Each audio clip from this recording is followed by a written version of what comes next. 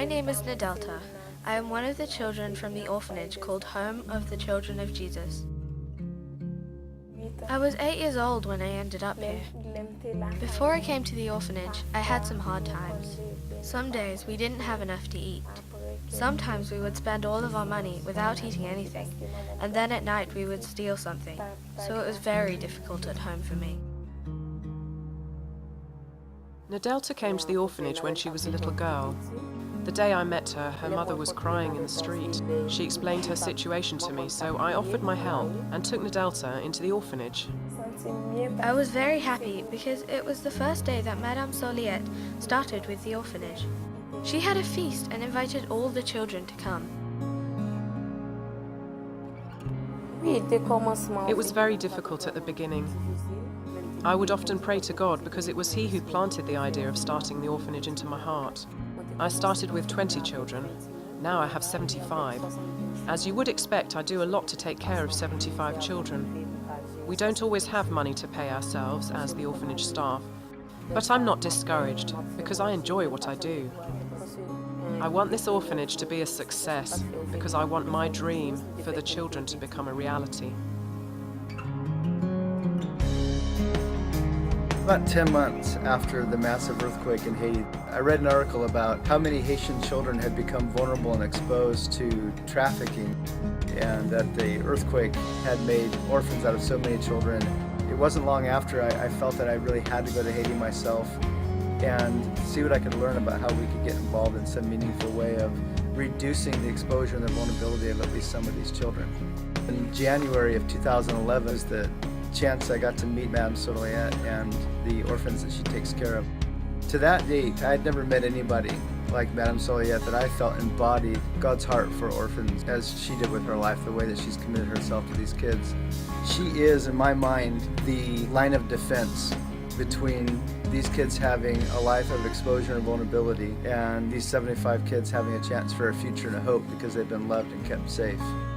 It seems imperative to me that we help her succeed for that reason. From that point forward, it really came down to me gaining an understanding of what they were up against, what were the challenges that she faced. And when I saw the house that these kids were living in, it was a multiple story concrete construction, same kind of construction that was responsible for so many deaths in the earthquake. No running water, no electricity, 2 toilets in the whole house for adult staff and 75 kids, no outdoor space to play in that was proper. They have a makeshift kitchen in one of the rooms of the house where they have an open fire so the walls are burnt, and it just became really apparent that their living conditions were the first thing we had to try to do something about. That's when we started to dream together with Madame Soliette and talk about what kind of housing would be really great. Talking about housing pods where 8 to 10 children would live with a house mom or a house parent, have more of a family feel, a school building, give the children more room to play, even have enough space for them to grow food to help them be more self-sustaining with regards to their food needs. Then we just started calling this project Children's Village because it had more to it than just housing. That very quickly turned into an opportunity to purchase nearly 4 acres. I'm ready to be in the new orphanage because we will have a big yard to play in. I want to plant flowers, bright, beautiful ones. The Children's Village, the dream for it is really more than about blocks and buildings. It has more to do with giving these kids an opportunity to experience a full life and having the appropriate outdoor space and the ability to learn some vocational skills for themselves as they grow older. The opportunity to have a great school environment. Madame Soliette's amazingly committed to their education. And really, if you start to talk to Madame Soliette about her vision for the kids, it has way more to do than surviving. It is for that reason I live with them like a mother would. There is no difference between the orphans and my own children to me. They are all my children, and I want them to become good men and good women.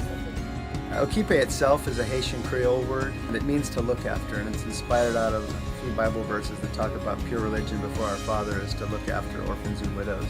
Okipe just captures the heart of that we want to help Madame Soliette look after these kids. It's just a relational cooperative. It's not a business, it's not a legal entity of any kind. It doesn't have a bank account or employees or assets. It's something that you really can get involved in, whether it's a $5 or $10 donation or a $5,000 or $10,000 donation. Whether it's bringing a team of people from your family or some group that you're involved in at home and coming to get involved in the construction following along with the progress on the website. These are all ways that you can be a part of this project and know that your donation or your contribution as you get involved with us in Okipe is actually accomplishing what it is that you had in mind for it to accomplish. What's so exciting to me about this project is it's truly grassroots. One, you can take your family and go out and visit and see the progress. You can meet Madame Soliet and the kids, and I think that you should. I have done that, it's changed my life, and I know so many people have so enjoyed and appreciated being able to go there and be a part of that. We're looking for individuals to help spread the story and to get involved in the fundraising effort. On the website, there's actually a place you can go to, one of the tabs across the top of the page that says Grassroots. And when you look into that link, you'll see that we've provided some things to equip anybody who's interested in becoming a grassroots fundraiser. So I really want to encourage you to look into that. We've divided into two categories: project-related expenses, having to do with the Children's Village, and then operational-related expenses. The operational related expenses are things like food and paying the rent for the house that they're in right now, providing medical treatment when they need it, and clothing and things of that nature. When you go to the website, it's called Join the Village, just because we really wanted to really identify with the needs of all 75 kids rather than just one over another. This is the vision I have for the young ones, to bring change to the children of La Gonave. I want to become a teacher, because in my country there are many children who do not know how to read or write. With love, you truly can bring change.